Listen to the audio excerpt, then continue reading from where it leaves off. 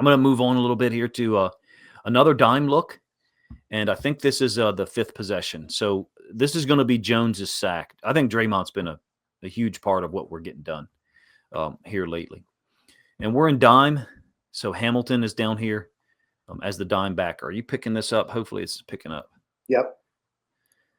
So, again, you do have him in this kind of staggered stance, talking about Tyrod Taylor again. And then he is looking down into the originally, I guess he's actually looking to the field. But the running back kind of checking up, kind of a layered or staggered release by those guys. And I think you call this a buzz cover 3, right? So we've got 4 under there, and one of which is Gilman, who's just kind of inserting into the hook area, I think. Mm-hmm. Yep. And then Awuzie getting depth. Him and Wiggins up top and Awuzie there. Both look like zone turns to me. It looks like cover 3, but I guess, some people might call it quarter, half, or whatever. It's 4 under. Taylor looks to the field and doesn't have anything at all. I think that's Marlon out there because we're in our dime look. So Marlon is the nickel kind of covering this route up. And then Hamilton is the dime backer who's kind of sitting in the curl flat. Taylor tries to come back. Dre'Mont, like I said, I like that signing. I would be, if they came out this week and said, hey, we've decided to sign Dre'Mont Jones to a 2-year contract for a nice deal, I'd be happy. Mm-hmm. I think he's a very active and hostile football player, and I love the interior rushes, against the guard.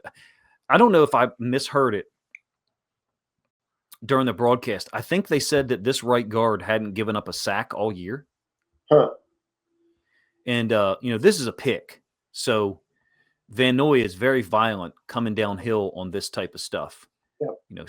Picking or screening an interior offensive lineman and then allowing Dre'Mont to loop around. So you wouldn't apply this to the right guard, I guess, right? But he did have a really nice bull rush against that same right guard earlier in the game. And then he also beat him on a B-gap rush move later on as well. So I don't know. Are you in the same place as me for Dre'Mont Jones? I'd like to see him on this team in 2026. Yeah. I wonder if they're working toward that end. Get it done early if you can.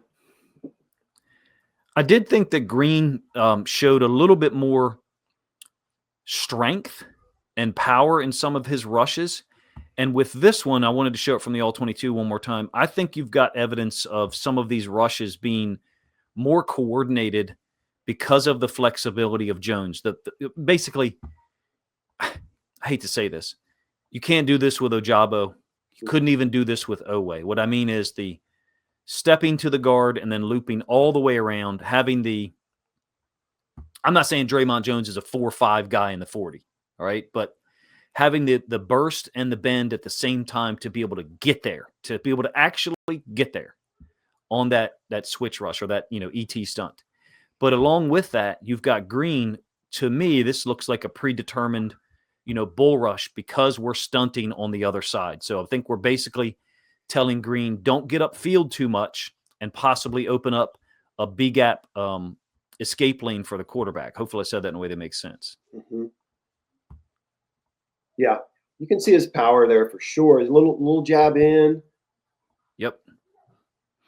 It looks like he's threatening speed and then tries to bring the power. Now, he doesn't walk the tackle back into the quarterback, and that's not really my point here. My point is that I think that we've got some evidence that things are predetermined. He ends up with a bull rush, and we go stunt, loop all the way around, and I think those 3 things are all packaged together against, not just Tyrod Taylor, but anyone. I mean, that's standard in the NFL. But earlier in the season, I don't think we had this level of athleticism there. Actually, most of the time, that was Van Noy. Earlier in the year, that was Van Noy, and the guy setting the pick, was an Owe or someone like that. They're just not as committed as Van Noy is. Van Noy is exceptional, if you ask me, at these pick stunts because he's so violent and committed, while doing so. Right.